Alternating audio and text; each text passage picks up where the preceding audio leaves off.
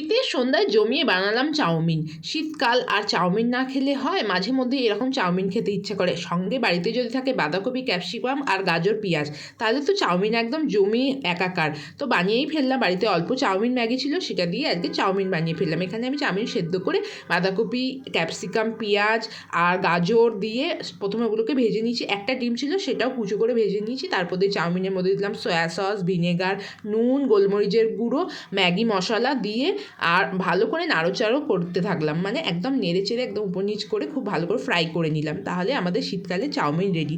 তোমরা কারা কারা এরকম শীতের চাউমিন খেতে ভালোবাসো? আমার তো চাউমিন খেতে খুব ভালো লাগে, আর সেটা বাড়ির হবে আর শীতকালের। আর হ্যাঁ, কাঁচা লঙ্কা দিয়েছি খুব বেশি করে, যাতে বেশ ঝাল ঝাল লাগে, কারণ এই দুদিন ধরে এত পিঠে পুলি খেয়েছি, মিষ্টি খেয়ে খেয়ে মুখটা একদম বেজার হয়ে গেছে।